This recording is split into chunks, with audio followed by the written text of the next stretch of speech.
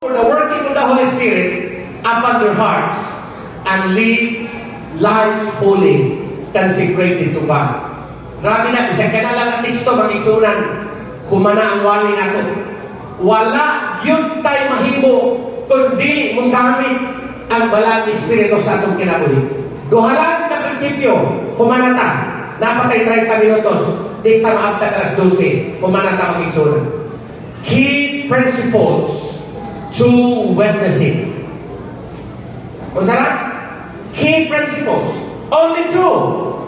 I will not discuss about 5 or 10 or 3. How many principles? Only two. That we can eat our lunch. Okay? Number 1. Picturein ninyo kayo. Sige. What is number 1? Basa. Sige. What is number 1? Spend. And hurry.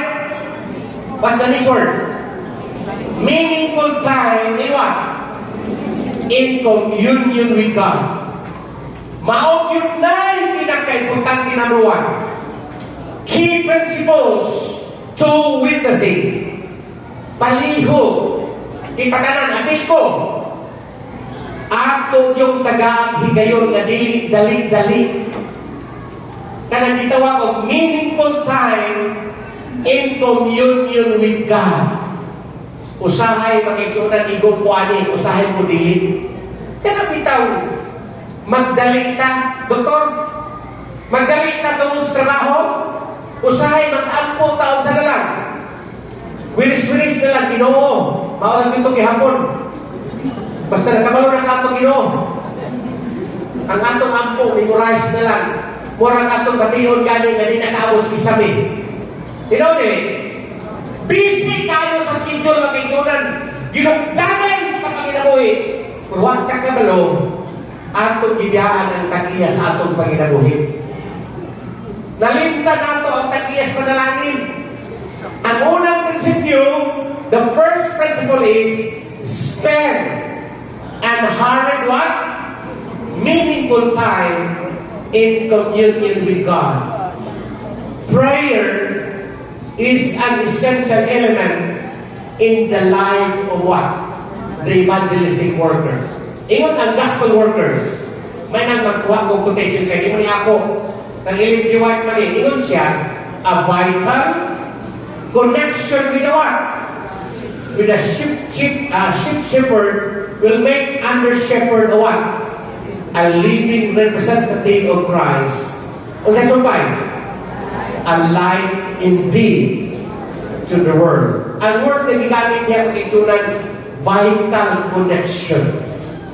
Sa isunan, walang power. Maluwat ka.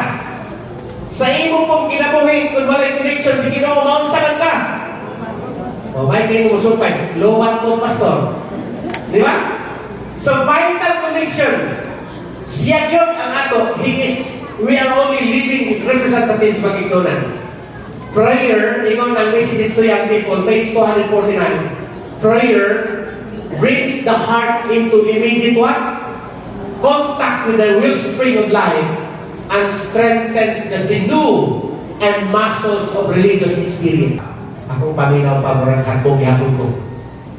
Di ko na ko kaya. Ang Ginoo na lang bahala ato. Sabi niya yung sumon, human sa exam. Praise the Lord. He passed the board exam. Amen, mag-isunan. Nakapasar siya. Nihilak siya, ito siya pa. Katong pagpasar na ako, dilit tutungod sa akong pagtuon, tungod to sa ampo. Ampo na din nakapapasar ato pa. Kung dilit ang tunod sa Ginoo. So, basa, sige. Isulat niya. Alive, sige. Alive without prayer is not a what?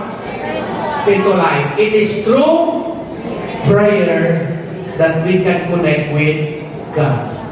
Time in communion with Jesus or communion with God. Number 2, the last one. Last, sige. Basa, sige.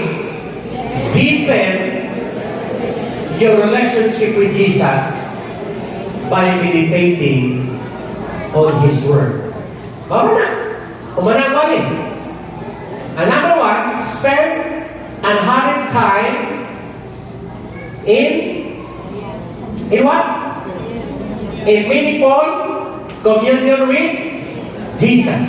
But number two, deepen your relationship with Jesus by meditating on His Word. The second spiritual discipline is meditation in Jesus' words. Biblical meditation is a spiritual discipline almost lost in Christianity. Halos nawala na siya makiksunan. Nga naman, sa akong gikaingon, wala na tayong panahon sa pagbasa sa Biblia. Pero kung gusto ta nga mabuhi ang atong espirituhan ng kinabuhi makiksunan, ayaw yung itugod na di ta mabasa sa Biblia. We live in a world that is rushing headlong toward destruction. Speak of the importance of meditating of God's Word.